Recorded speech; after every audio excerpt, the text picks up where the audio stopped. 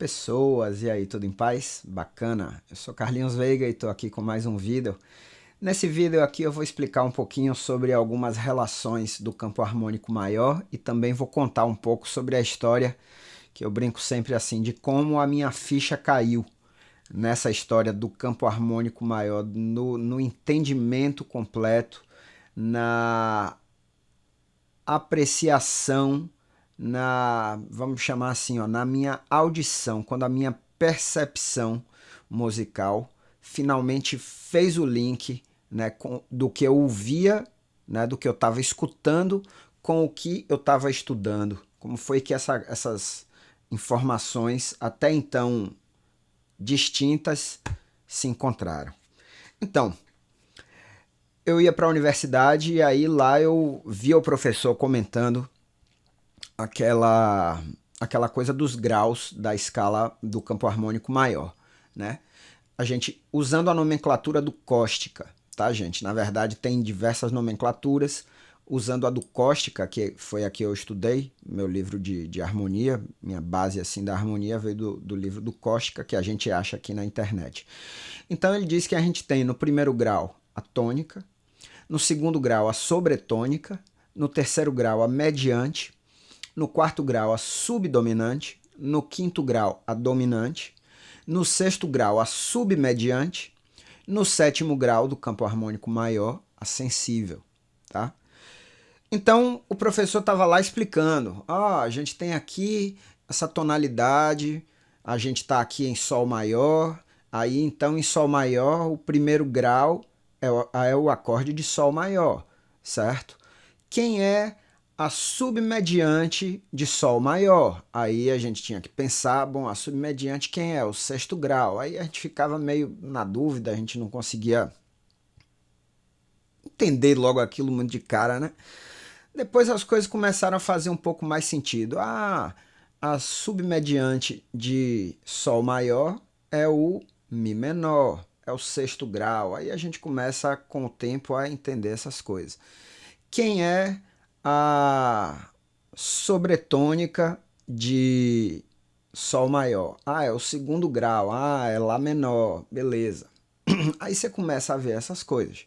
Aí você começa a ter contato com isso. Aí você fala, tônica, Sol maior. Submediante, Mi menor. Sobretônica, Lá menor. Dominante, Ré maior. Aí você fica com aquela coisa na cabeça. Beleza, aí alguns dias se passaram, eu tô voltando para casa, voltando mesmo, caminhando, passando por uma rua, e aí de repente em um bar, um boteco, tava tocando isso aqui.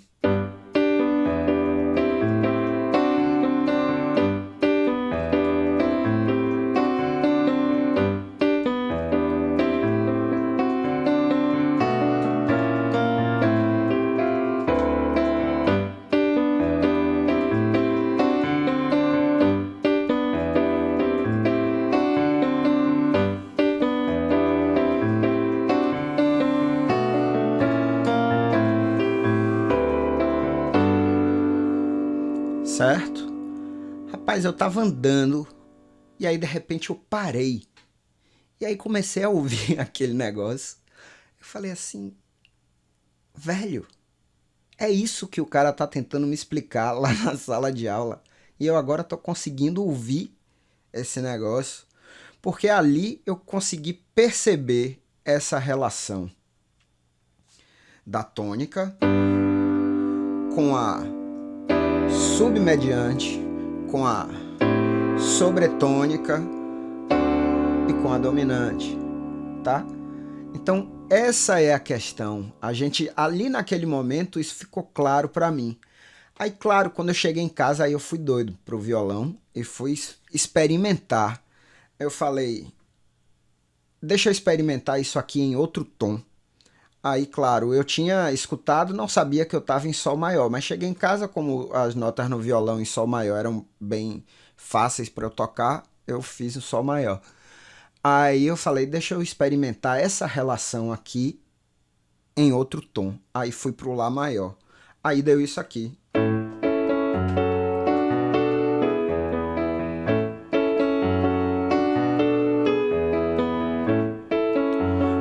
coisa, só que está em outro tom, certo? Então, na verdade, quando a gente chama essa história assim de graus, que a gente começa a prestar atenção nesses nomes, é para que a gente possa, de uma forma, generalizar. A gente consiga generalizar.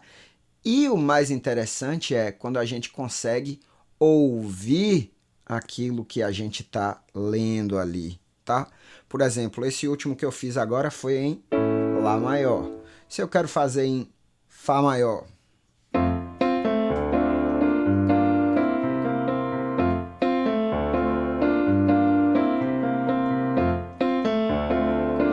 certo?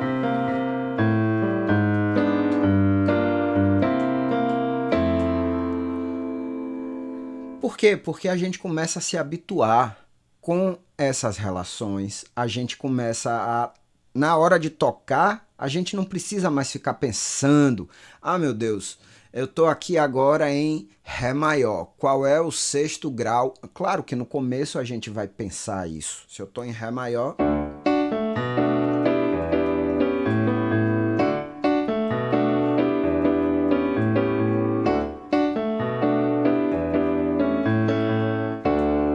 certo?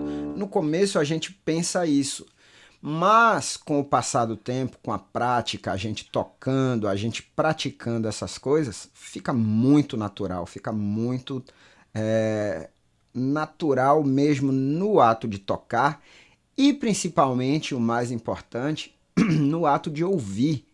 Quando a gente ouve isso aí, a gente fala, ah, certo, eu tô ouvindo aí, ó, uma progressão 6, 2, 5, 6, 2, 5, 1. E ela fica se repetindo, tá? Então, claro que isso é um exemplo dessa progressão, que foi quando eu estava passando ali pelo Forte São Pedro, eu ouvi a música e falei 6, 2, 5, 1. Era isso que meu professor estava tentando me explicar e que eu ainda não tinha feito a conexão com a minha audição. Muito embora ele colocasse os nomes, ele tocasse as coisas assim. Por isso que eu defendo e eu uso muito nos meus exemplos aqui nos tutoriais a música popular, tá? Por quê? Porque a música popular, ela usa muito esses ciclos que ficam se repetindo, tá? E eles são ótimos. Para quê? Para que a gente consiga pegar aquilo ali e, de como eles se repetem muito, a gente consegue não somente aprender, mas também apreender, certo? A gente fica ouvindo aquilo ali, pensando sobre aquilo ali, e daí a gente consegue realmente fazer essas conexões que eu estou falando do áudio, né, do som daquilo que a gente escuta com aquilo que a gente está na teoria vendo, porque no final das contas é a mesma coisa, né? Eu costumo sempre afirmar isso, isso é uma convicção minha. A música, ela é uma coisa abstrata. O que torna a música, para mim, um pouco mais palpável é a teoria que eu tenho. Então, teoria, para mim, é música, certo? Eu defendo muito essa ideia, certo? Essa história, claro, eu já tinha contado em algum outro vídeo, mas uma pessoa essa semana me pediu para contá-la novamente, porque nos vídeos eu não sei exatamente onde foi que eu falei. Eu estou gravando esse vídeo, eu vou deixar aí também no link, né, como uma resposta para a pergunta que ela fez. Obrigado pela pergunta. E é isso aí, certo? É ouvir, é praticar, é estudar, é ouvir e pensar, né? Sobre aquilo que a gente está ouvindo, se a gente está pensando, a gente consegue fazer essas relações, essas correlações. Beleza? Obrigado, forte abraço, não para de ouvir nem para de pensar. E valeu, até mais.